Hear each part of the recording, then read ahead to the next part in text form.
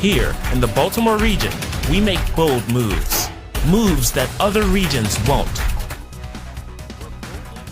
Be bold. It's the message and marketing mantra from team over at Greater Baltimore Committee. Mark Anthony Thomas is joining us now, President and CEO of the Greater Baltimore Committee. Good to see you. It's good to see you too. Tell me about these bold moves. What are we doing different now? You know what? So over the last 2 years, we've laid the foundation so we can truly start to market Baltimore region for investment and bring jobs and help local businesses and business leaders understand how to be better ambassadors for the region. And it's a tough job to do because I don't know if everyone was betting on Charm City for a while, but now I feel like they are. They are, and I think people are excited, but what we needed was a unified message. How do we tell the story that actually lands and resonates with people who want to understand what our market offers? What do we, like, how are we selling it? When we're making the bold moves and you want someone to be part of our business community, what works for them in Baltimore? And so how we landed on bold moves is people need to see what are the recent transactions and what are the recent things that distinguish us from the past. Okay. Right? We're an economy in transition. Sure. We have major people from David Rubenstein to what's happening at Baltimore Peninsula. We're making major bets on our market. Those are exciting news bits for people who want to make investments here. When you talk investments, I know you're going to have a summit soon to talk a little bit about the economic growth and economy in the area. Yeah. Tell me about some of the topics that you'll end up talking about and what folks should know as the economy is sort of a roller coaster right now. Well, I think this is a moment where we have to pivot. Okay. Right? Maryland has historically been fortunate to receive a lot of federal investment and a lot of growth tied to the government.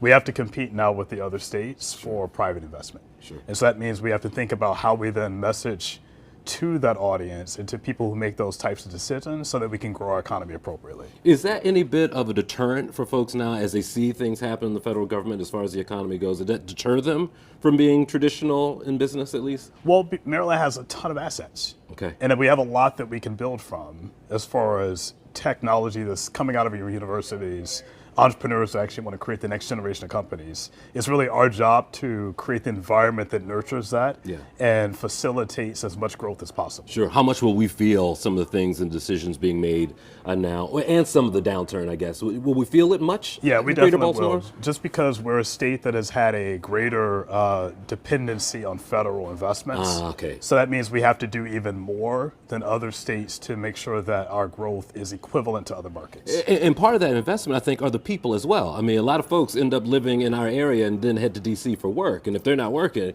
it doesn't work for us. That's correct. But the Baltimore market is still one of the largest markets on its own in America. Okay. And so that is a value proposition in itself. And a lot of our survey data show that people who make decisions around investment view Baltimore distinctively separate than the D.C. area.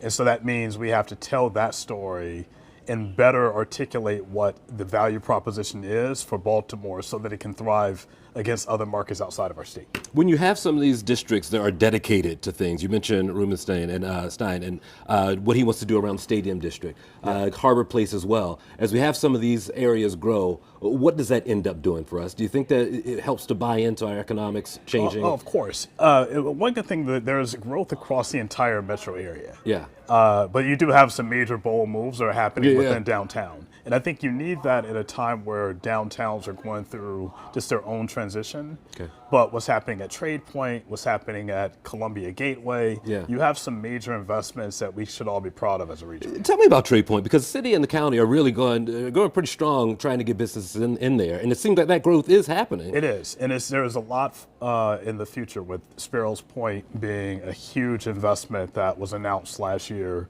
over $1 billion in capital, private investment, that will start to position it to be one of the largest port expansions in the country. I'm no fool. I know there have to be challenges out there. About a minute left. What challenge exists right now that we're staring down as far as Baltimore and the area Well, I do think the federal reduction of spending will definitely be an issue. It is not the type of issue, though, that we can't overcome and then make sure our region thrives in the future. Okay. I love that you're a cheerleader, man. Cool. You love the city like I do. All right.